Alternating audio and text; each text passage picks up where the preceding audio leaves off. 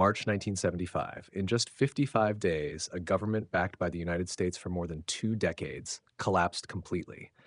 Uh, Not because it lacked weapons, not because it lacked soldiers, but because one decisive strike began where no one expected: the Central Highlands, Buon Ma Thuot, and a chain of fatal decisions.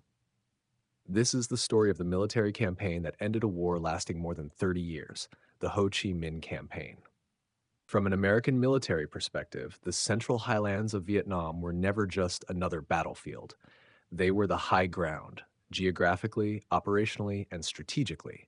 Whoever controlled the Central Highlands controlled the interior lines between North and South Vietnam, the supply corridors running from Laos and Cambodia. The defensive balance between South Vietnam's military regions was 2 and 3. U.S. planners had long understood this. During the war, American forces poured resources into securing key positions across the highlands. But by 1975, after the U.S. withdrawal, South Vietnam was left to defend this vast and unforgiving terrain largely on its own. The problem was simple and fatal. The Central Highlands were too important and too large to defend properly with the forces available. South Vietnam's Army of the Republic of Vietnam, ARVN, faced long supply lines, limited mobility, and a terrain that favored an enemy experienced in concealment, patience, and maneuver warfare. From Washington's point of view, this was a structural weakness waiting to be exploited. Among all positions in the Central Highlands, Buon Ma Thuot held a unique importance. It was not the most heavily defended city. It was not the largest concentration of ARVN forces, but it was the logistical and command hub of Military Region 2. From Buon Ma Thuot, supplies moved north toward Pleiku and Kontum.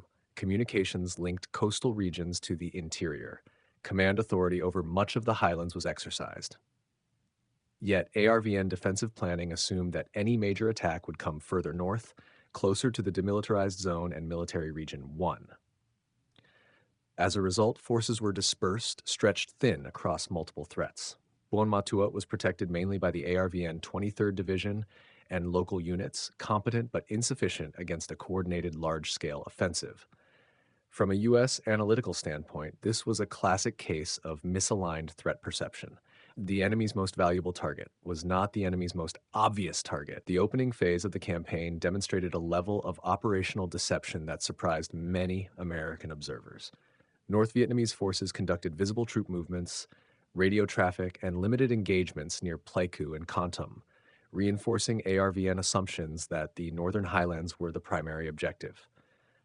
ARVN responded predictably, reinforcing northern positions, shifting mobile reserves away from central nodes, leaving Buon Ma Thuot relatively exposed.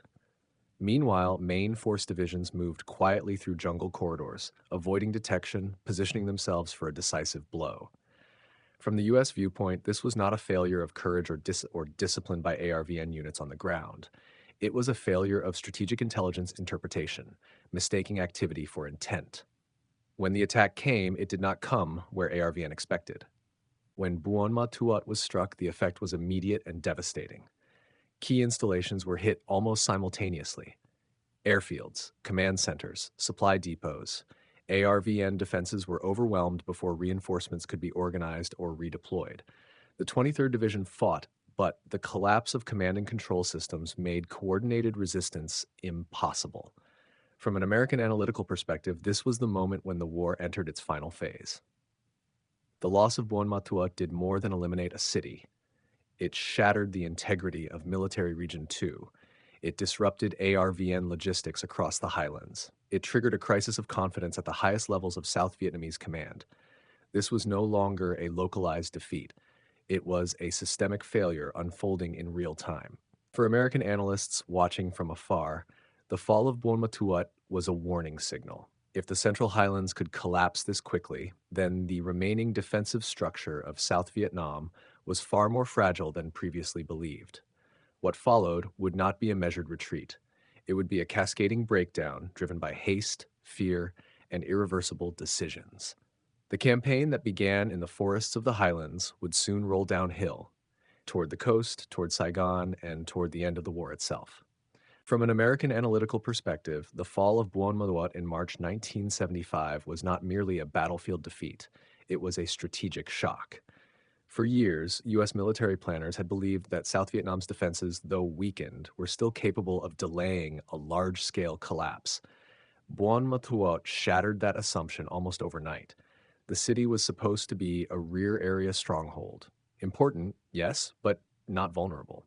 When it fell in a matter of days, it sent a clear signal to observers in Washington and Saigon alike. The balance of the war had fundamentally shifted. What alarmed American analysts most was not just the loss of territory, but the speed and coordination of the North Vietnamese offensive. This was not a probing attack. It was a decisive operational strike, carefully planned and executed. Um, in the days following Buon Ma Thuot's fall, South Vietnamese leadership faced a choice that American advisors would later describe as catastrophic. Rather than mounting a counteroffensive or holding key positions, President Nguyen Van Thieu authorized a withdrawal from most of the Central Highlands. The plan was to pull forces back toward the coast, regroup, and establish a shorter defensive line. On paper, it appeared logical. In reality, it was disastrous. The decision was made hastily, with limited coordination, and without adequate logistical preparation. U.S. observers recognized the pattern immediately. History had shown that large-scale withdrawals under enemy pressure almost never remained orderly, especially across hostile terrain. The Central Highlands were not open plains. They were jungles, mountains, and narrow roads. Once the withdrawal began, control was lost almost instantly. The withdrawal route, Route 7, was a narrow, poorly maintained road stretching from the highlands toward the coast. It was never designed to carry the movement of an entire corps. As South Vietnamese units, civilians, vehicles, and equipment poured onto Route 7, the situation rapidly spiraled out of control. From an American military standpoint, Route 7 represented every warning sign: overcrowded supply lines, no air cover, minimal reconnaissance, vulnerable choke points. North Vietnamese forces did not need to annihilate the retreating columns. They only needed to apply pressure at critical points. The result was predictable. Convoys stalled, units became separated, command and control disintegrated. Panic spread faster than orders. What began as a withdrawal soon became a rout. American reports from the period emphasize a grim reality. The collapse was not only military, but humanitarian. As discipline broke down, thousands of civilians fled alongside retreating soldiers. Families, refugees, and wounded men clogged the roads, supplies ran out, medical care vanished. U.S. intelligence assessments noted that once morale collapsed, no amount of remaining firepower could restore cohesion. For many American analysts, Route 7 became a symbol not of defeat in battle, but of institutional failure. It demonstrated how fragile South Vietnam's armed forces had become without direct U.S. military support. By the time the remnants of the retreat reached the coast, Quan Cu Tu effectively ceased to exist as a fighting force. From Washington's perspective, the implications were immediate and severe. The collapse of the Central Highlands opened the central corridor toward the south, exposed coastal cities to rapid attack, destroyed South Vietnam's strategic depth. Perhaps most importantly, it confirmed what many U.S. officials feared but hoped to avoid admitting. The South Vietnamese state no longer had the capacity to recover from a major shock. The North Vietnamese leadership recognized this instantly. What had begun as a campaign with limited objectives now transformed into a race toward total victory. American intelligence analysts would later conclude that the war was effectively decided at this point, even though the final battles had yet to be fought. By late March 1975, American intelligence analysts no longer viewed the situation in South Vietnam as a series of isolated defeats. What had begun in the Central Highlands had now evolved into a systemic collapse. For years, U.S. military doctrine had emphasized holding territory through layered defenses and rapid reinforcement. That logic no longer applied. The South Vietnamese armed forces were no longer retreating in an organized manner. They were disintegrating under pressure. From the American perspective, this marked a critical shift. The war was no longer about whether Saigon could survive, but how long the collapse could be delayed. Washington began receiving reports that entire units were abandoning positions without orders. Command structures remained intact on paper, but in reality, they had lost the ability to control events on the ground. The momentum had changed sides, decisively. From a U.S. analytical standpoint, the final offensive stood out not for its speed alone, but for its operational coherence. North Vietnamese forces advanced toward Saigon from 5 converging directions, effectively neutralizing any possibility of a consolidated defense. Each axis served a specific purpose, fixing remaining ARVN units in place, cutting lines of retreat, preventing regrouping near the capital. American observers noted that this was no longer guerrilla warfare. It was a conventional, large-scale combined arms offensive, executed with precision and confidence. For South Vietnam, Saigon had once been considered a fortress. By April 1975, it was a city surrounded by collapsing fronts, refugees, and fractured units moving without coordination. American diplomats and military advisors inside Saigon began reporting a reality that numbers alone could not capture: psychological defeat. Confidence in political leadership evaporated. Orders were issued, revised, and ignored. Rumors spread faster than verified information. Refugees flooded the outskirts of the city, carrying with them visible proof that the outer defenses had failed. From the U.S. point of view, this stage of the war revealed a hard truth.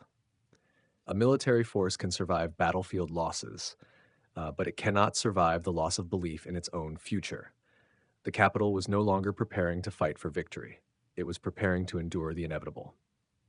On the morning of April 30th, 1975, American observers understood that the war had reached its final hours.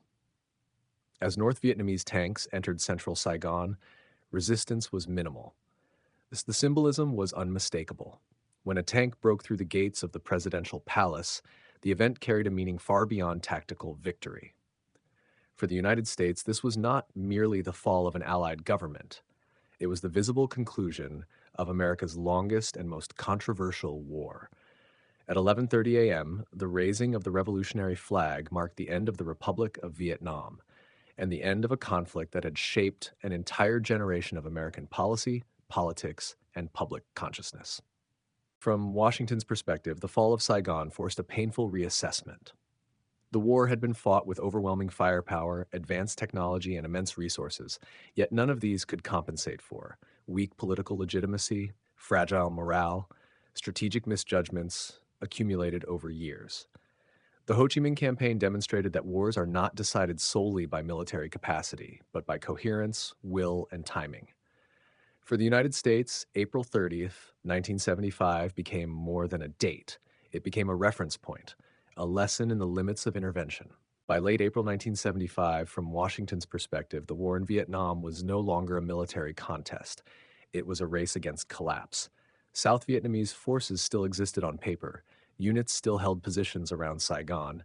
Weapons, aircraft, and armored vehicles were still present. But the will to fight was gone.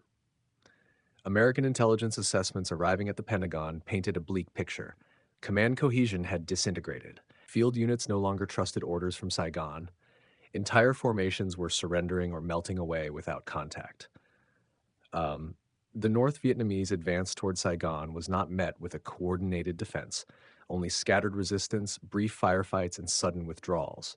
From the American view, this was no longer a conventional offensive. It was momentum made unstoppable. Inside Saigon, the atmosphere was tense, but strangely quiet.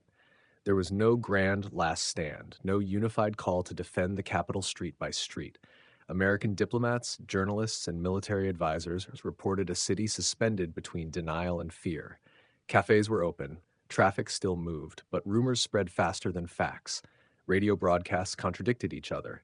Government announcements promised control even as enemy forces closed in from all directions. From a U.S. perspective, this was the moment when state authority visibly evaporated. A capital city cannot be defended if no one believes it can survive.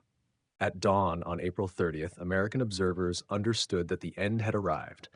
North Vietnamese units were already inside the outer defenses. Communication lines within the South Vietnamese command structure were failing. Orders were issued, but not obeyed. The remaining leadership in Saigon faced a reality the United States had long feared. There would be no negotiated pause, no political solution, no time. Shortly after, armored columns moved directly toward the heart of the capital. From the American viewpoint, this was the final proof that military outcomes cannot be reversed by diplomacy once the battlefield collapses. When North Vietnamese tanks reached the presidential palace, there was no meaningful resistance. The gates were symbolic, but symbols matter. As the iron gates were breached, the last authority of the Republic of Vietnam ended, not with an explosion, but with silence. For American historians, this moment stands as a stark lesson. Wars do not always end in dramatic final battles. Sometimes they end when no one is left willing to give orders or follow them. At approximately 11:30 a.m., the war was effectively over. From an American perspective, the end of the war raised difficult questions that still echo today. The North achieved total military victory. Vietnam was unified under a single government. But the cost was staggering. Hundreds of thousands of soldiers killed, millions of civilians affected, entire generations shaped by trauma, displacement, and chemical warfare. For the United States, Vietnam became a defining cautionary tale. About intervention, about limits of military power, about the consequences of a political miscalculation. The war ended on April 30th, 1975. Its lessons did not.